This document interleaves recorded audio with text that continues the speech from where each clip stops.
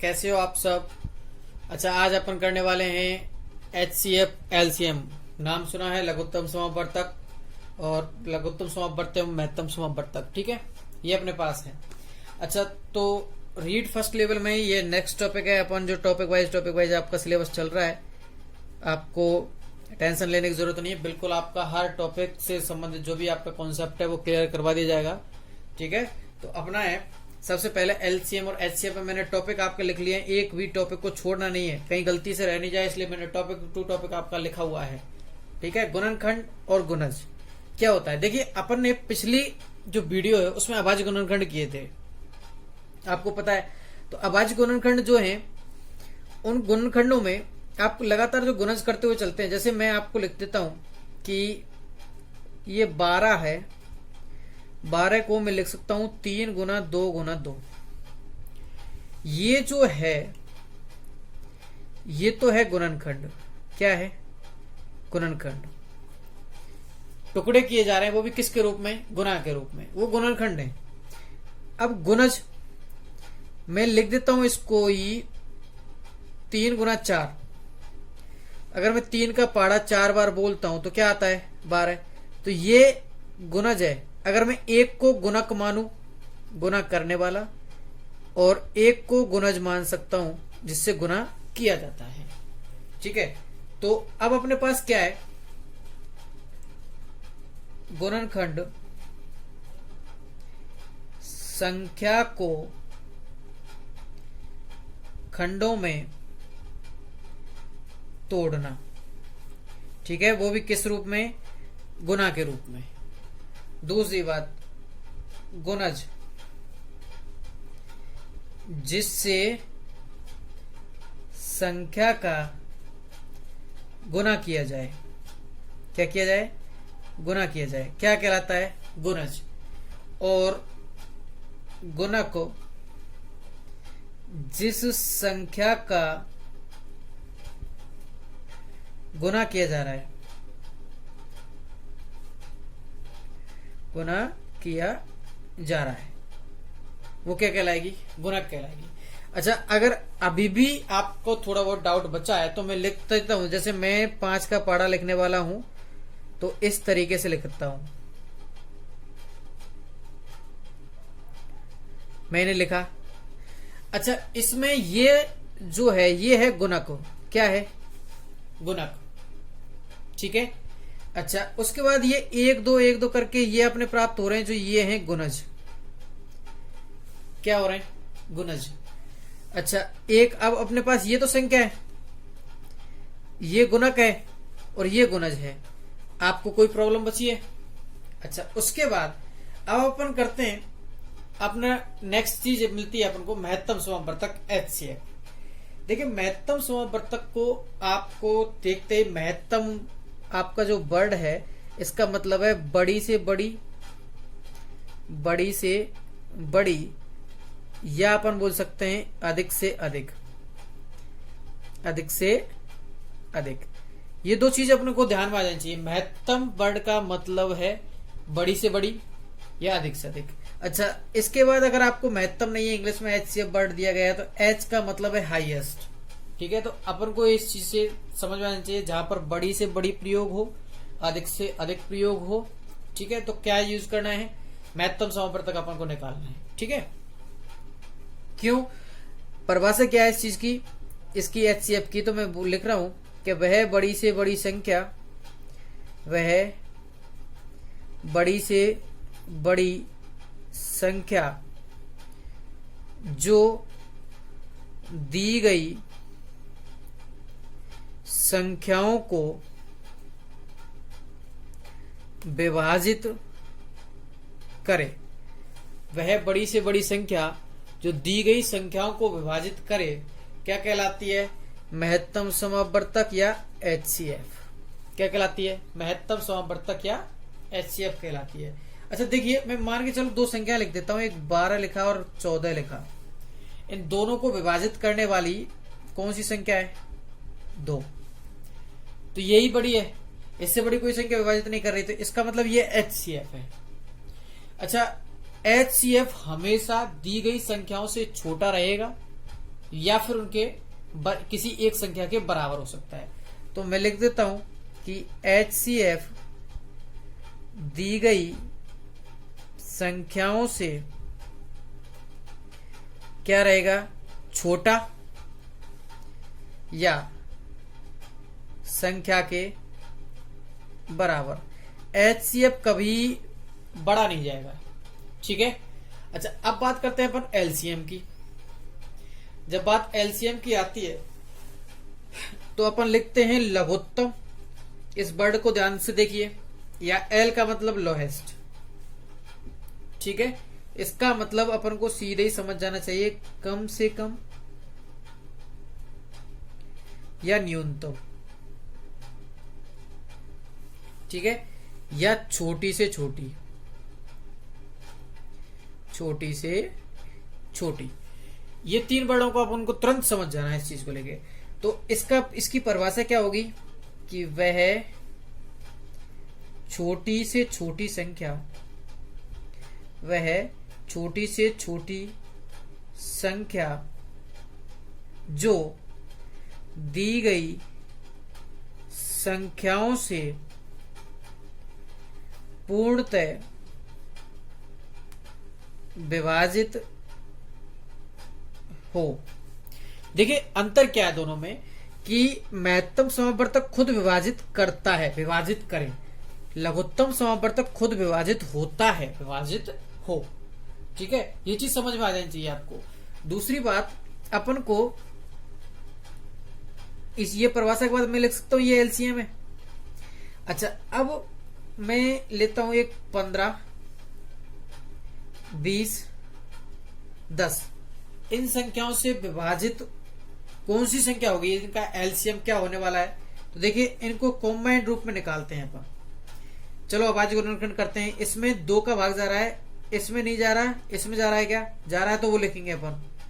इस संख्या को यूं की यूं लिख दीजिए 15, इसमें 2 का जा रहा है तो ये आ गया 10, इसमें जा रहा है, क्या जा रहा है तो लिख दीजिए 5। अच्छा, अब किसी में फिर 2 का जा रहा है, क्या जा रहा है 10 में जाएगा अभी तो 15, 5, 5। किसी में 3 का जाता है, क्या जाता है तो 5, 5, 5। अब 5 का जा रहा है तो मैं लिख देता हूं 5 का जाएगा तो 1, 1, 1। जब तीनों का 1, 1 आ जाए नीचे तो ये इन सब का गुना क्या होगा, LCM होगा 2 गुना 2 गुना 3 गुना 5। तो क्या होगा 2 दूनी 4, 4 तिया 12, 12 पंजे 60। 60 क्या आ जाएगा इन संख्याओं का LCM आ जाएगा। अच्छा, फिर मैं इस चीज को समझा रहा हूं कि LCM है जो दी गई संख्याओं से क्या रहेगा, दी गई संख्याओं से बड़ा रहेगा या बराबर रहेगा। वो बराबर भी कोई एक संख्या के साथ, ठीक है। अगर दोनों संख्या सेम ही है फिर तो LCM HCF सेम ही होना है, लेकिन अगर रहेगा तो दी गई संख्याओं से बड़ा रहेगा या किसी एक संख्या के बराबर रहेगा। बात सुना, किसी एक संख्या के। ऐसे ही ये दी गई संख्याओं से छोटा रहेगा या किसी एक संख्या से क्या रहेगा, बराबर रहने वाला है। अच्छा, अब अपन बात करते हैं इनके संबंध की। LCM HCF में संबंध क्या है। संबंध है इनमें, मैं लिख देता हूं LCM इंटू HCF बराबर दोनों संख्याओं का, जिन संख्याओं का अपन ने HCF और LCM निकाला है, दोनों संख्याओं का गुणनफल। क्या है, गुणनफल। जैसे मान के चलो अपने पास 2 संख्या हैं, मैं ले लेता हूं कि एक 10 लिया मैंने और एक 15, 2 संख्या ले ली। अच्छा, 10 और 15 का मैं HCF निकालता हूं तो HCF इन दोनों में भाग जाता है, वो 2 है, सॉरी 5 है। दोनों भाग किसका जाता है, 5 का। अच्छा, इनके लिए LCM में जब निकालूं तो इन दोनों का भाग जिसमें जाता है वो 30 है, ठीक है। अच्छा, तो अब इनको मैं एक साथ लिखता हूं तो देखिए LCM इंटू HCF, LCM क्या है 30 और HCF क्या है 5। दोनों संख्याओं का गुणनफल 10 गुना 15, तो 30 पंजे 150। अच्छा, ये 15 है, 10 150 बराबर है या नहीं है। यही संबंध है। आपको अगर कोई भी एक चीज दे दी जाए, HCF दे दिया जाए और 2 संख्याओं को गुणनफल दे दिया जाए तो आप LCM निकाल सकते हो। यदि आपके पास LCM दे दिया जाए और 2 संख्याओं को गुणनफल दे दिया तो आप HCF निकाल सकते हो, कोई भी एक चीज। अब आते हैं भिन्नों के लय से और मैं से। अगर आपको मैं गलती से, वैसे तो रीट लेवल फर्स्ट में क्वेश्चन भिन्न का देते नहीं है, अगर देते हैं तो आपके लिए देख लीजिए कि भिन्नों का लय से और मैं से क्या होगा, कि भिन्न के लय से मैं से के लिए अपन किस तरीके से करने वाले हैं। दो भिन्न अपने पास दी गई होंगी, दो भिन्न या तीन भिन्न हो सकती हैं अपने पास, तो मैं लिख देता हूं भिन्नों का अगर मैं लय से निकाल रहा हूं, लय से, तो अंशों का लय से लेंगे अपन। ध्यान रखना जो भी चीज पूछा गया है वो अंशों का लेना है, ठीक है। हर का तो उसके विपरीत लेना है, हरों का मैं से। अच्छा, अगर मेरे को मैं से निकालना होता भिन्नों का मैं से, तो वो सिर्फ अंशों का निकलेगा, अंशों का मैं से। हरों का तो वो क्या निकलेगा, उसके विपरीत निकलेगा, तो मैं लिख सकता हूं लय से। जैसे अगर अब मेरे पास संख्या है एक, मैं लिख रहा हूं कि एक भिन्न लेता हूं 1/3 और 2/5, ठीक है। इसके लिए अगर मैं एलसीएम निकालता हूं तो ध्यान रखना एलसीएम के लिए क्या रहेगा, अंशों का लय से, तो अंशों का लय से तो क्या रहेगा 2, और हरों का मैं से 1, क्या रहेगा, हरों का मैं से 1, तो इसका लय से क्या रहेगा 2 आएगा।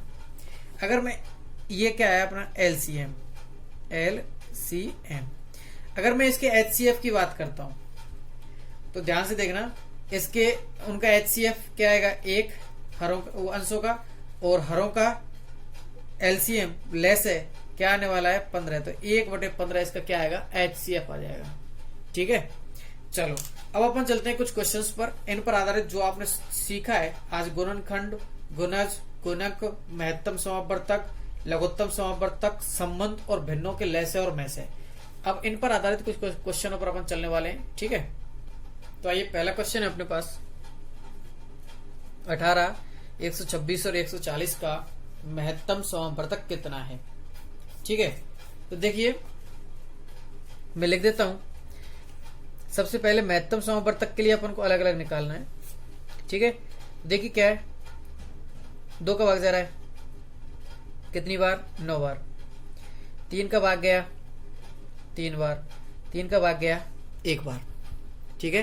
तो मैंने अपने पास गुणनखंड क्या है 2 3 3। उसके बाद 126, 2 का भाग गया 63, 3 का भाग गया 21, 3 का भाग गया 7, 7 का भाग गया 1, ठीक है। उसके बाद देखिए 140, 2 का भाग गया कितनी बार 70, 2 का भाग गया 35, किसका भाग जा रहा है अब इसमें 5 का 7, 7 का भाग गया 1, ठीक है। तो इनमें कॉमन क्या है, जो सब में है वो देखिए, इसमें इनमें 3 है लेकिन इसमें 3 नहीं है, इसमें 2 1 है, तो उसको मैंने गोला कर दिया, ठीक है। तो देखिए 2 तो अपने पास ऑप्शन में है ही नहीं, तो इसलिए इसका आंसर हो जाएगा नन। क्या हो जाएगा नन, क्या इनमें से कोई नहीं। तो देखिए अगर इस जगह पर 18 की जगह पर 98 होता, 98 होता तो 2 बार 49, 7 बार 7 और 1, ठीक है। 98 होता तो अपने पास 2 तो कॉमन रहता ही। अब इस पार्ट को छोड़ना है, इसको इन तीनों को देखना है, इसके साथ साथ एक 7 और कॉमन निकल के आ जाता, 7 कॉमन निकलता, तब इसका आंसर क्या हो जाता 14 हो जाता, ठीक है। तो हो सकता है या तो यहां पे स्प्लिट है या फिर आपका नन आंसर हो सकता है, ठीक है। अच्छा, उसके बाद अपने पास अब क्वेश्चन है, क्वेश्चन नंबर 2 कि 15, 18, 24, 27 और 36 का लघुत्तम समावर्त्य निकालिए। तो मैं अब इन सबको एक साथ लिखने वाला हूं, 15, 18, 24, 27, 36। तो देखिए क्या है, किसी में 2 का भाग जा रहा है, क्या जा रहा है, तो मैंने लिख दिया 15, इस 18 में जा रहा है तो 9, ये 12, 27, इसमें जा रहा है तो क्या आएगा 18, फिर देखना 2 का भाग जा रहा है क्या 15, 9, 6, अच्छा इसमें नहीं जा रहा तो इसमें जा रहा है 9, अच्छा फिर भी जा रहा है तो मैं लिख देता हूं 15, 9, 6 में गया तो क्या आएगा 3, 27 और 9। अब किसका जा रहा है 3 का, तो देखिए 5 और ये आएगा 3, 1, 9, 3, फिर 3 का गया तो अपने पास आया क्या 5, 1, 1, 3 और 1। तो देखिए 5 गुना 3 क्या हुआ 15, 15 तिया 45, अच्छा 45 लिख दिया मैंने। 2 दूनी 4 दूनी 8 और 8 तिया 12, ठीक है। तो 12 पंच 60 और 12 चौक 48, 48 और 6 कितने हुए अपने पास 54, ठीक है। अच्छा अब अपने पास एक बार रिवर्स चेक कर लेते हैं कि यहाँ से मिस्टेक अपन से मिस्टेक तो नहीं हुई है। तो देखिए क्या होगा 15 तिया 45, ठीक है। अच्छा ये 3 दूनी 6, 6 दूनी 12, 12 दूनी अच्छा 24 आएगा यहाँ, तो 24 तो ये आ जाएगा अपने पास 1080। देखिए ये अपने पास ए ऑप्शन हो जाएगा, ठीक है। अच्छा अब देखिए आपसे पूछ लिया जाता है ऐसे इन भिन्नों का एचसीएफ निकालिए, तो अपन को वही निकालना है। एचसीएफ के लिए क्या करने वाले हैं, हरों का अंशों का तो एचसीएफ निकलेगा, इनका एचसीएफ निकालते हैं तो कितने का भाग जाता है, सब में 7 का जाता है तो 7 लिख दिया। अच्छा उसके बाद इनके हरों का एलसीएम निकालते हैं, तो हरों का एलसीएम निकालने के लिए 33, 55, 22 किसका भाग जा रहा है, सब में पहले 11 का जा रहा है तो 3, 5, 2। तो देख लीजिए अब सीधा गुना कर लीजिए 5 दूनी 10, 10 दिया 30 और 30 का गुना 11 से करते हैं तो 330। जितना हो सके कैलकुलेशन को सॉल्व कीजिए। अब तक अपन सिर्फ मेथड समझ रहे थे, अब अपन क्वेश्चन कर रहे हैं तो कैलकुलेशन को जितना हो सके सॉल्व करो। अच्छा उसके बाद अब ये एचसीएफ पर ये अपने पास आंसर क्या आ गया सी। अब देखते हैं इसमें कि 11/14 ये 55/42 और 33/35 और 44/63 इनका क्या निकालना है, लघुत्तम समावर्तक। तो ऊपर वालों का एलसीएम निकालना है आपकी बार, तो मैं लिख देता हूं 11, 55, 33, 44 किसका भाग जा रहा है 11 का, तो मैंने 1, 5, 3, 4 अच्छा फिर 5 दिया 15, 15 चौक 60 तो 60 का गुना 11 से करते हैं तो 660। तो ऊपर तो क्या आने वाला है 660। अच्छा उसके बाद हरों का एलसीएम वो एचसीएफ, तो हरों का एचसीएफ जो इनमें सब में कॉमन है जिसमें भाग जाता हो, तो इसमें 7 का जा रहा है, क्या जा रहा है 7 का जा रहा है, 7 का जा रहा है, 7 का जा रहा है, तो इसमें क्या आएगा 7। ये वो अपना आंसर हो जाएगा, ठीक है। तो 660/7 ये अपने पास आंसर आ गया इसका। अब चलते हैं कुछ अगले क्वेश्चनों पर। अब देखिए क्वेश्चन कैसे बन सकते हैं, क्वेश्चन ऐसे बन सकते हैं कि दो संख्याओं के महत्तम समावर्तक तथा लघुत्तम समावर्तक क्रम से 8 तथा 48 है।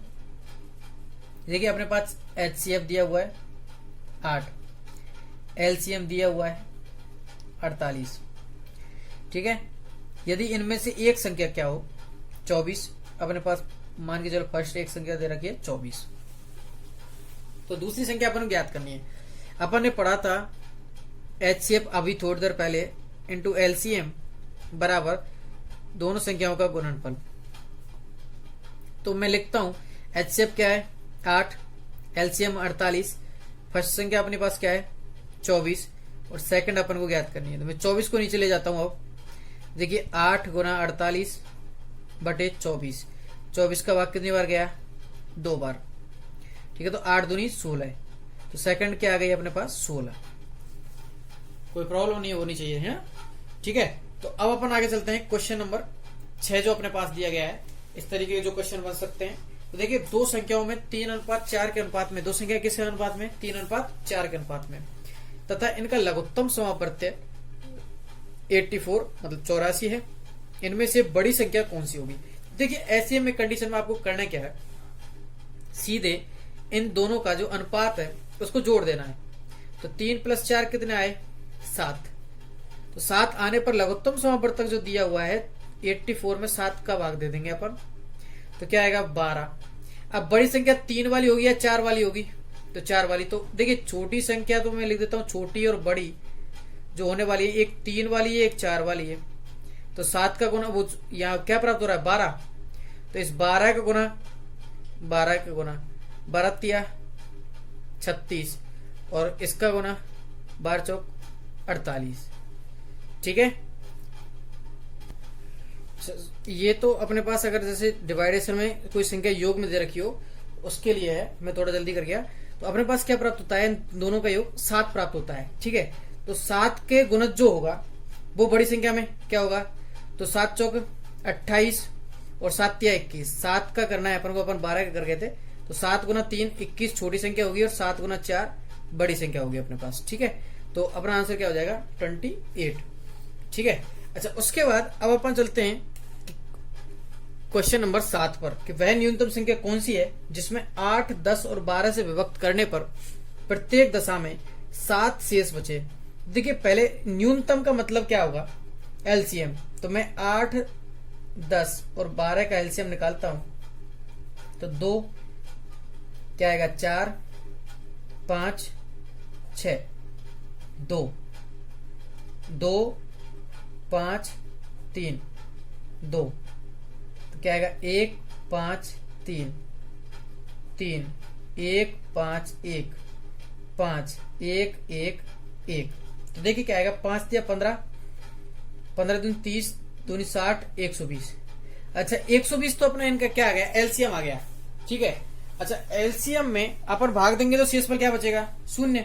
लेकिन अपन को कितना बचाना है, 7। तो मैं 7 जोड़ देता हूं तो क्या आएगा, 127। तो अपना आंसर क्या आ जाएगा, ए 127। अच्छा उसके बाद अपन चलते हैं अब क्वेश्चन नंबर 8 पर। तो और ये एलसीएम एचसीएफ का मैं लास्ट ले रहा हूं, जितना हो सके आप प्रैक्टिस बढ़ा देना अपनी, और प्रैक्टिस बढ़ाओगे तो शायद बेहतर रहेगा, है ना। तो देखिए क्या है, आप मेथड समझने के बाद जितने अच्छे क्वेश्चन करोगे उतना ही बेहतर रहेगा। कि दो संख्याओं का लघुत्तम समापवर्तक क्या है, 120 है। निम्न में से कौन सी संख्या इन संख्याओं का महत्तम समापवर्तक नहीं हो सकती। तो देखिए क्या है कि दो संख्याओं का लघुत्तम अपने पास क्या है, 120। अच्छा जिस संख्या का इसमें भाग नहीं जाए, जो महत्तम समापवर्तक होता है वो लघुत्तम समापवर्तक का एक गुणनखंड होता है। ठीक है, इस चीज को आप याद रखना है आपको। तो इसमें जिस संख्या का भाग नहीं जाता, 35 का भाग नहीं जाता, 24 का जाता है, 12 का जाता है और 8 का जाता है। तो इसका मतलब क्या है, ये है 35 का भाग 120 में देने पर पूर्णतः नहीं जाता है। इसका मतलब क्या है, 35 आंसर है, ये इसका महत्तम समापवर्तक उन संख्याओं का नहीं हो सकती। तो चलो आज के लिए इतना ही काफी है। धन्यवाद दोस्तों, पढ़ते रहना, वीडियो को लाइक जरूर करना और चैनल को सब्सक्राइब कर देना, जिससे हर आने वाली वीडियो आप तक जल्दी से जल्दी पहुंच सके।